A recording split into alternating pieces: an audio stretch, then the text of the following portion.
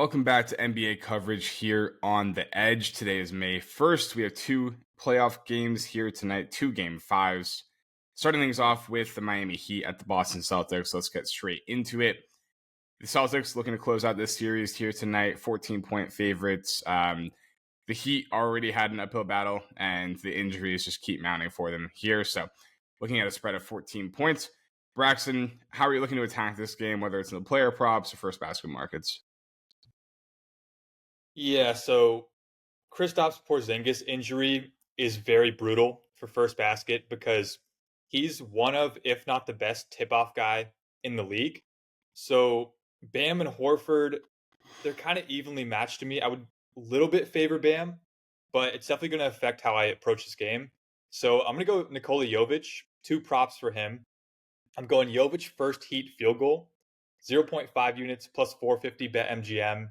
If you don't have BetMGM, it is plus 360 on FanDuel. Unfortunately, it was plus 420 last night, but they came to their senses and nuked it down to plus 360. That's under quick bets.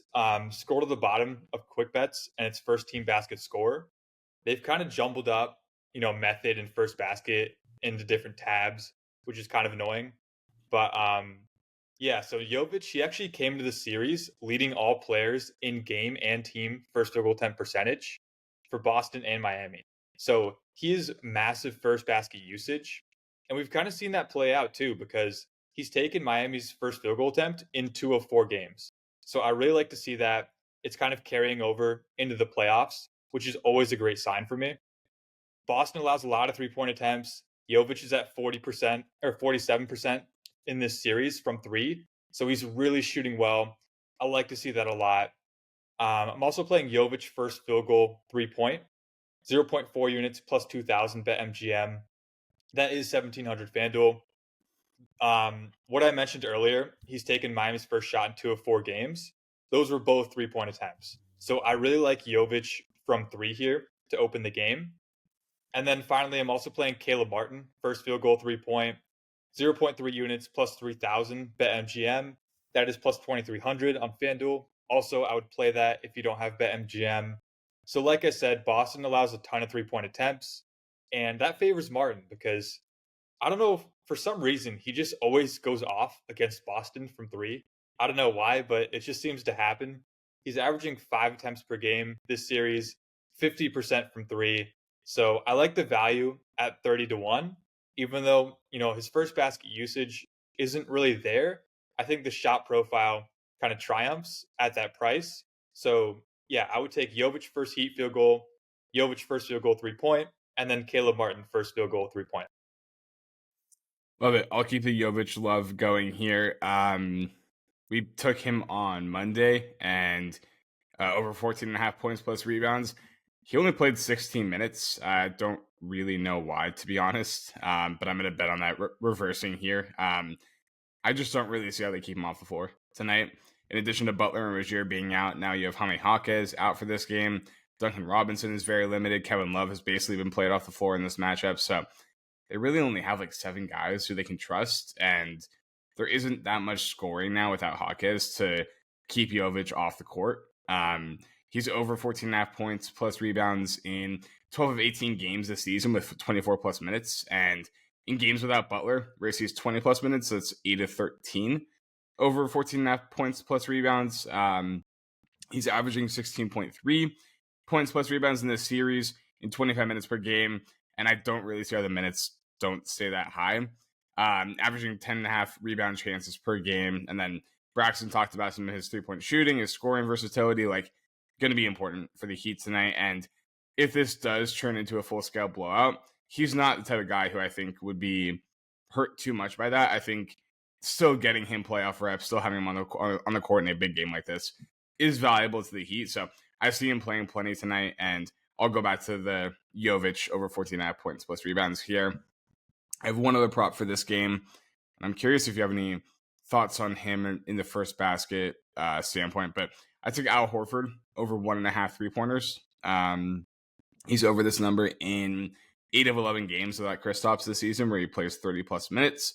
He saw, I believe, like 20 minutes in the second half of the last game, 34 total, and that was with Porzingis seeing 14 minutes. So I'm pretty comfortable projecting him for 30 plus minutes here. And in games where he plays 30 plus minutes without Porzingis, averaging 6.2 3-point attempts per game. The Heat have been doubling Jason Tatum, trapping him, putting Bam Adebayo on him quite a bit, like really just throwing anything they can at Tatum. And that's going to lead to open opportunities for other players in the perimeter, especially if Horford's being guarded by a smaller player, which if Bam is on Tatum, he will be. I think Horford will have plenty of space here, should play plenty of minutes. He's a 42% three-point shooter this season, so I love the upside here. Wouldn't mind a ladder play if you get some decent odds as well. Before we get into the final game, Braxton, any thoughts on Horford 3-point from a first basket standpoint? I don't mind it. I think I want to see a game or two how they kind of integrate him into the starting lineup and how Miami defends him, which might not be possible because the series might end tonight. Yeah. But it's going to help Miami a lot because Porzingis is a guy that could kind of punish smaller forwards. Horford's not really that guy. He has to get a spot up shot. So I don't know. I think it might be worth a sprinkle, but I wouldn't place more than like 0.1, 0.2 units on it. Got it. Good insight there in the first basket. Let's move on to the final game here, which is the Mavericks at the Clippers. This is game 5 here tonight. I will be a shameless, biased Homer fan right now and show my NBA Jam Kawhi Leonard and Paul George shirt. Fortunately, no Kawhi tonight, but pretty happy with how Paul George played on Sunday. But Braxton, any thoughts on the first basket market here in this game? Yeah, it's kind of a gross game. I'm just going to play a small part. 0.3 units plus 2,500 FanDuel. Luka Doncic's first basket 3-point. Going back to this one. So he came into the series second in game and team first field goal attempt percentage. And a Luka 3-point has been the first field goal attempt in 2 of 4 games. He hasn't converted it because he's shooting 26% from 3 for the series. But I think that 25-1, it's worth taking in the shooting slump as a risk because of the volume. I think plus 15 or 1400 would be more fair for a projection of how often Luke is going to take this from 3. So I love this price. And you look at his shots too. 49 3-point attempts this series compared to only 4 within 3 feet of the basket. He's really just not shooting at the rim. And I kind of see him going to that step back jumper, especially with the injury. It might be having a factor on him getting to the rim. So he might be more comfortable just kind of settling for a contested shot from 3. I'm getting 25-1 here. I think that's a great price. I would play it at 0.3 units.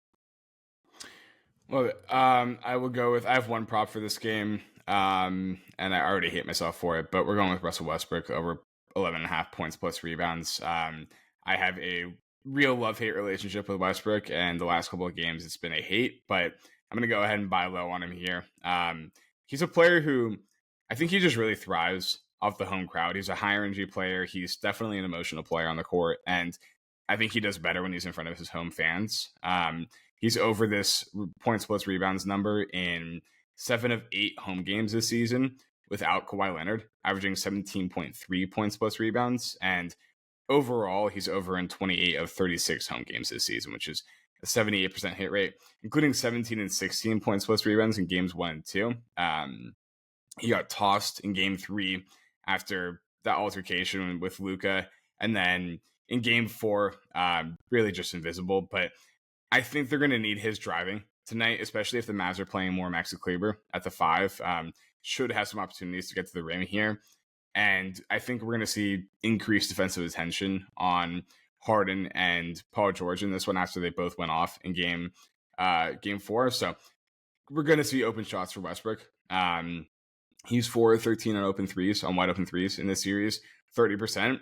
They're going to keep giving him those wide open threes, and there's a decent chance he hits one tonight. I think he'll have the looks for sure. And then I think his minutes are pretty safe here. He's second on the team with a defensive field goal percentage of 32.1 in the series, behind only Terrence Mann, who has been playing just absolutely incredible defense on Luka Doncic. Quick shout out there. And then Westbrook's also third in rebound percentage at 10.3%, second on the team in net rating in the series. So I just don't see them really limiting his minutes too much here. And I think this is a game where they're going to need his energy, his hustle, his rebounding, and everything he brings. So I love buying low here. Westbrook, please don't get ejected. Please don't let me down tonight. But I like the spot for him here. Braxton, any Westbrook thoughts? Yeah, two thoughts on that. Why I like the prop. So Dallas is on the road. I think their shooting, it's been shaky. I think it continues to be shaky. Luka's injury might also impact him too.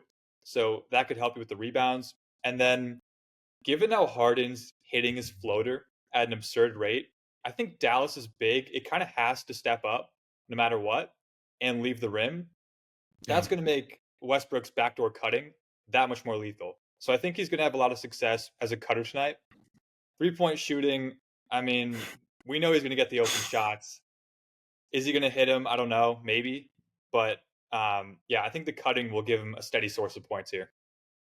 Yeah, just to clarify, I'm not relying on Westbrook hitting a three for this one. I'm just saying that they've definitely been giving him the look. So hopefully he knocks one in tonight, because I think that would go a long way for this prop. But yeah, just big picture on the series, man. I think like you look at the Mavs and this roster construction, and they've gotten a hell of a lot better defensively with guys like PJ Washington, Daniel Gafford, Josh Green's giving them some good defensive minutes, but they don't really have a third scorer beyond Luka and Kyrie. And with Luka hampered by this injury, like it's really just been Kyrie for stretches of this series. And, Team Man's defense on Luka has helped a lot as well. But I just, big picture, long term, let's say the Mavs win this series. Like, I don't really feel like they have enough offensively to compete with Denver or even Minnesota, like whoever they get to, if they get past OKC in the next round, of course.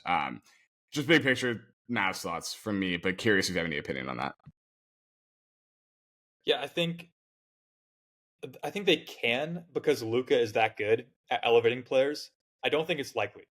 Um, just aside from the injury too, he has to play at an absurd level to kind of get that Dallas offense to Denver level. And I think they need a little bit more from PJ Washington. I know he's kind of been a spot up guy, but I think he does have some off the dribble potential to his game. Even just like 3 or 4 buckets a game would be huge for them. So I think PJ Washington would be that guy. Hardaway Jr. has been injured. He's very volatile. He could sink them. He could make them.